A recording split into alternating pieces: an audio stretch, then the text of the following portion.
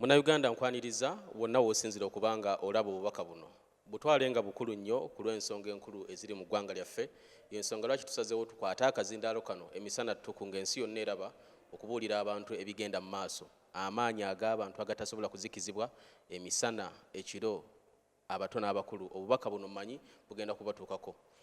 Ekindeese okwogerako olunaku olwaleero y'ensonga egenda mu maaso gye muwulira oba gye mwalabyeko. Erabika nti abantu abamu batandise okubeeraliikiriza ewatali bwetaavu bwa kweraliikirira ensonga y'omukulu Kibalama eyavaayo n'akwatagana n'omukulu Robert Kyagulanyi Ssentamu n'abakulembeze ba People Power ne bakola ekibiina ekiyitibwa National Unity Platform nga kibbululwa okuva mu ekyo ekikadde ekyaliwo.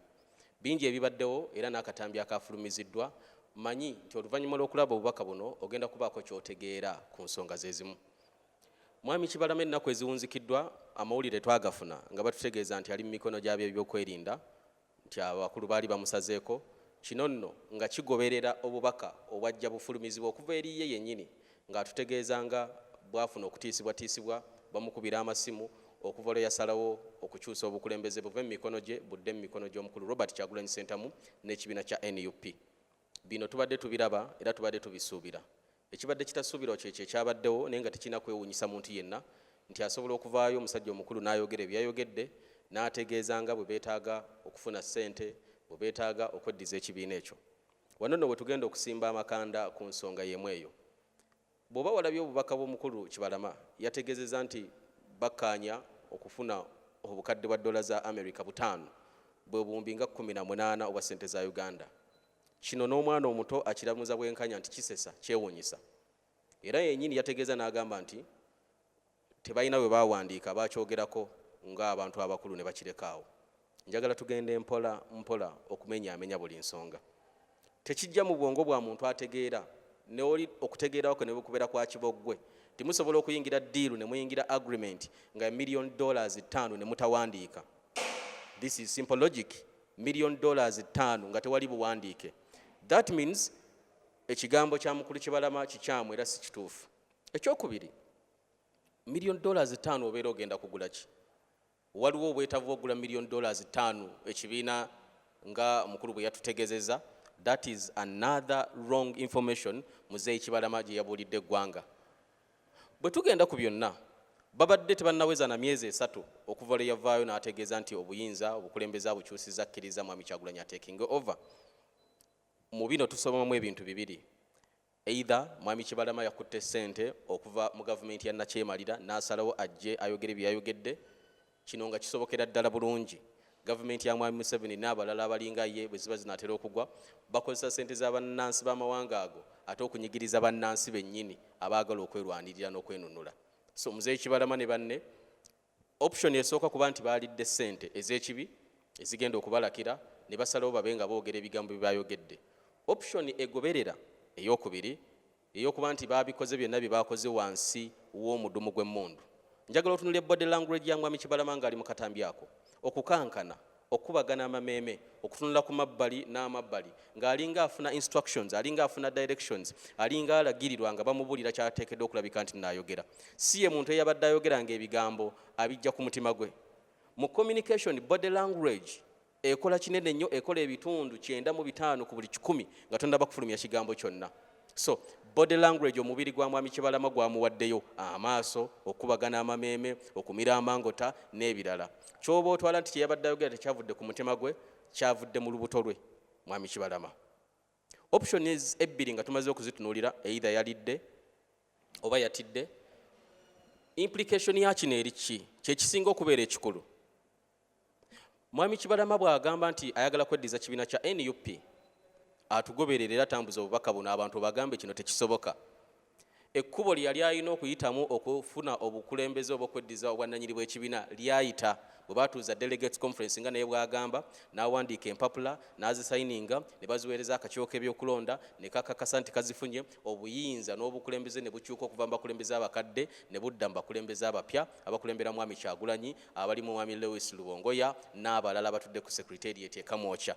So munnayuganda ali wonna wonna w'oli, Mwami Kibalama ebigambo bye bitwalibwanga bwe bitwalibwa with contempt.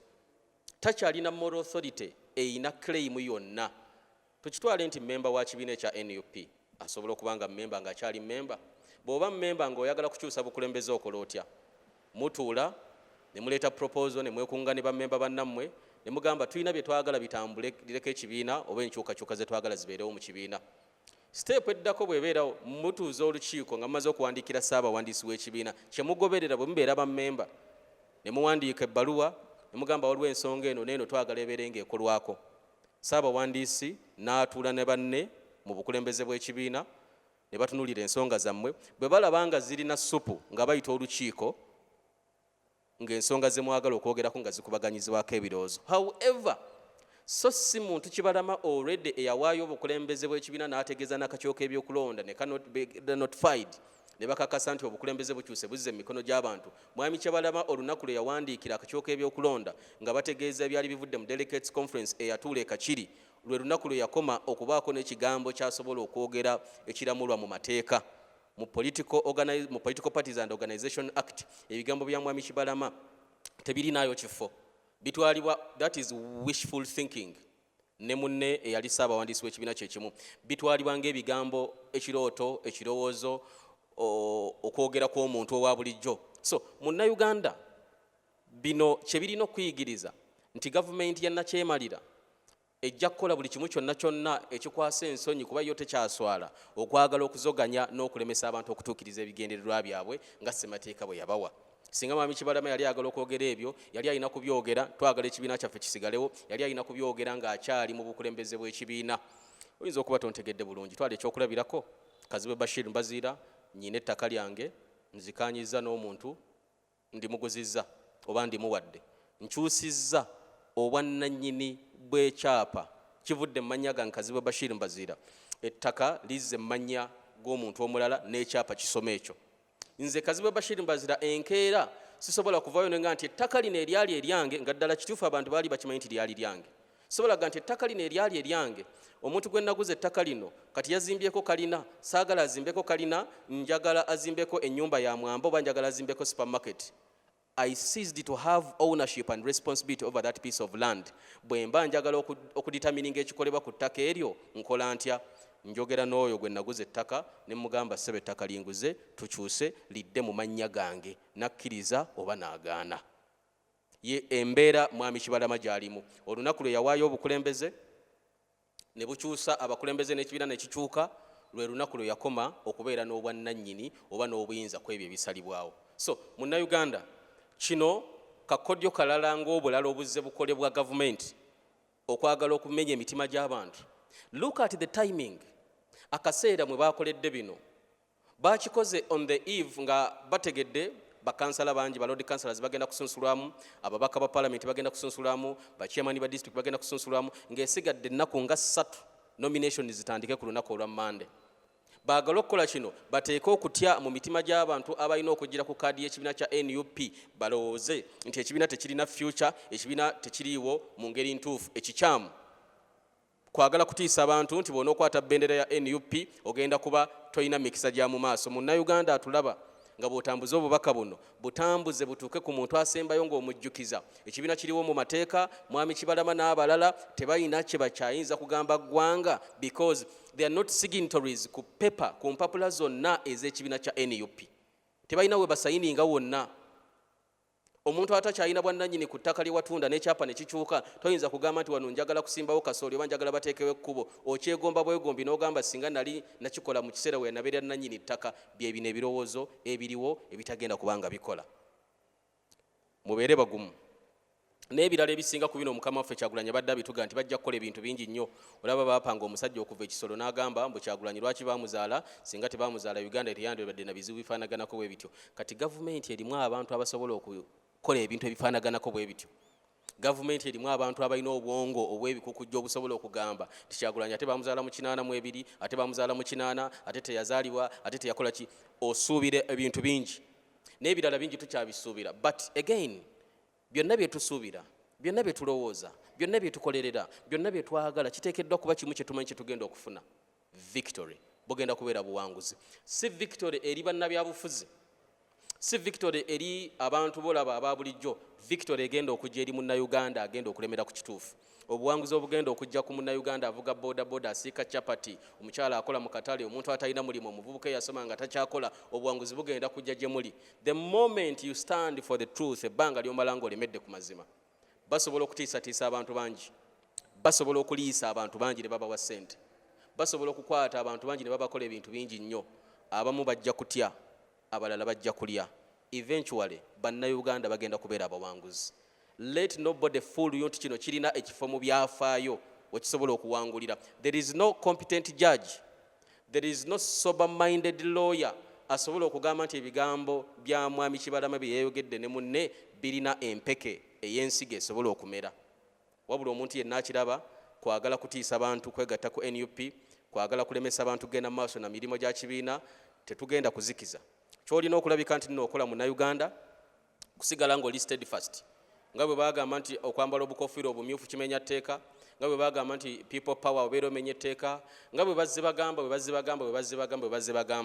bagenda kusigala nga bagamba ebintu bingi nnyo ebyagala okuteeka okutya mu mitima gy'abantu. Naye nga bwe gambye ku nkomerero munnayuganda agenda kusigala nga muwanguzi. Kino ekyatandika ku revolution ya Kyagulanyi, generation clamoring for change, amaanyi, essuubi, ebirooto, okwegomba n'okuyaayaanira enkyukakyuka. Nobody is going to stop this.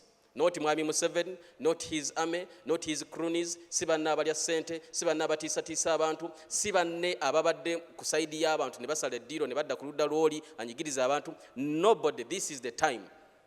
You cannot change the timing of a generation. Toyina kyogenda kugamba abantu bakusomye nga tebalina mirimu. Toyina kyogenda kugamba abantu bakwatiddwa nga bali mu makomera. Toyina kyogenda kugamba abantu bafigiddwa myaka 35 obagambe nti lwakuba Nopu Kibalama agamba kibiina kikye. This is not going to stick in the minds and the memories of Ugandans. Ekigenda okubeera mu birowoozo n'ebijjukiro by'abannayuganda y'enkyukakyuka ezze. And boy, generation eno beebanja egenda kubifuna. Omulembe guno bye tuyaayaanira tugenda kubifuna. Omulembe guno bye tuzze tulwanira tugenda kubifuna, because olutalo lwe tulimu lwa generational cause. We are not talking about politics. Twogera ku reality. Bwe nkugaa nti mu malwaliro temuli ddagala, I'm not talking about politics. Kale nga twejjukiza ffenna obuvunaanyizibwa bwaffe okulwanirira eggwanga. Obutego bugenda kubeera bungi. Abamu ku balwanyi bayinza obutatuuka mitala kubanga bajja kuba balidde obanga batidde.